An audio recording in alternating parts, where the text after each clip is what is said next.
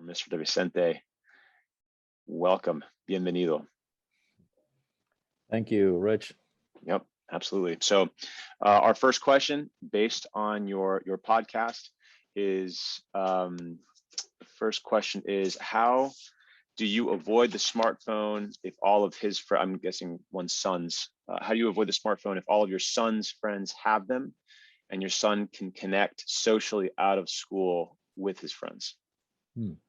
Yeah, and that's a great question, because I suspect that that's one of the, if not a driving factor for a boy to want to get a smartphone, it is a factor that the boy will likely use when asking for the smartphone, right? And it's, it's the basic, I guess, petition is, unless I get a smartphone, I will have no friends, right? It comes down to that. So I think first is really understanding that it could be a painful thing for that boy to not have access to a smartphone that will give him access to the social media, give him access to his friends. So I think it's always a two-step process. First one is really understand where the pain is, right? Because to win a smartphone seems to be a solution for all kinds of things, but understand, like, where is the pain? What is it exactly that the boy is missing, not being able to do? And the second one is how do we work around it? Right? If we think the smartphone is not great for other reasons, how do we work around it? Because otherwise, what happens is that to solve one issue, we create a bunch of other problems, right? Because it's just hard to limit what the smartphone can do. So, in the case of the boy who says, I just don't have, I have no way to be in contact with my friends outside of school unless I have a smartphone. I think the question is, okay, can you have a phone where you could have group text, maybe no access to social media? Can you communicate with them more one-on-one? Can you communicate? The point is that, it may come down to saying, yeah, you're not going to be able to be in the same social media room as they are outside of school. So let's look for ways that you can get close to them, connect with them outside of that room. And there's no doubt that there's going to be a pain factor there on the part of the boy, right? There's going to be a sense that, geez, I'm losing something that we may have to help him through. But go back to the same thing is, is the solution to this perceived problem worse than the problem itself, by allowing the smartphone? So, I mean, it's not, perhaps it's not an extremely specific answer, because really it's going to be case by case, right? What is it that the boy needs? But I think the approach is always the same: is what is the pain? What is it that he's missing out? How can we work around that, even if it doesn't solve, the issue that the boy brings up? But what are the ways we have to work around it? Yeah, that makes sense. And I would, I'm reminded of a couple of things. One is, hopefully this is decreasing the case, right? That you're the only one without one.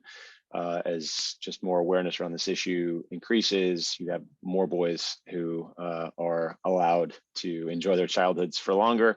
Right. And then also just the importance of families working together to build a culture where again, we reinforce and support each other, rather than kind of, leaving, not leaving people out to dry, but you know what I mean, in the sense that if we all kind of just decide that we're gonna go at this together, I think it makes it easier. Sure. Yeah, and it's, because sometimes we think that the constant is the need for a smartphone, and then the variable is how much we're going to suffer by not having it, or how can we get one. And I think that we can change the constant, right? And the constant can be all the kinds of communication and social gatherings without the smartphone. So the smartphone becomes the variable. And I think that your point is friend groups where the smartphone is not necessary. And I think, frankly, we're going to see more of that. I think I agree. I think there's a growing sense and concern on the part of the parents that giving the smartphones to high school students is is not the best way to go. And I see a growing sense among younger people, even college students, who say, yeah, it's probably not the way to go. And it's not, it's becoming, I think, increasingly common when talking to college students. And if you ask them, will you give a smartphone to your son in high school? I see more and more of them saying, no, I would not, Hmm. even though they may have had it, right? Yeah. But that's after going through the experience. So I'm hopeful that the tide is turning a little bit in that regard, that towards more, sort of thoughtfulness about when to get a smartphone for your kids. Yeah. Yeah. And kind of in that vein, exactly, I'm grateful for this next question. Mr. Vicente touched on this briefly in the podcast. He said he has noticed more kids not getting a smartphone at all. Would he mind commenting more on that? How common is not having a smartphone among older students at the Heights? Our son's in the 6th grade, and we would love to avoid the smartphone trap for a very long time. Mm-hmm. Yeah, so I would say that again, this is somewhat anecdotal, right? Because we don't have official data on how many kids have smartphones. But my guess is that in the freshman class, probably about 50% who have some type of smartphone. But within the 50% who have it, I think there are many who you know may have look-alike smartphones, right? Not really connected to the internet. You may have in there also um, very restricted type smartphones, right? Maybe bring it to school or even not bring it to school.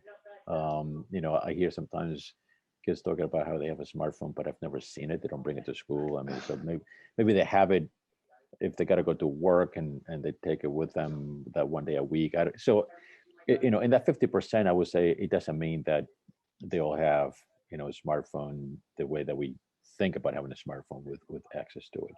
But that number is going to grow through high school, obviously, right? And there are going to be some drivers there, no pun intended, like you're something is driving, and there's a greater concern for a smartphone, or where it might be things like that. Um, I think one other sort of trend that is happening now is the existence of these light phones type, where you have some of the access that you want, like a GPS, right? The ability to text and so forth. But they don't have the kind of the unlimited access to the internet that a smartphone would have. So I'm hoping that will grow, so that the parents will have a greater choice, right, to provide some type of device that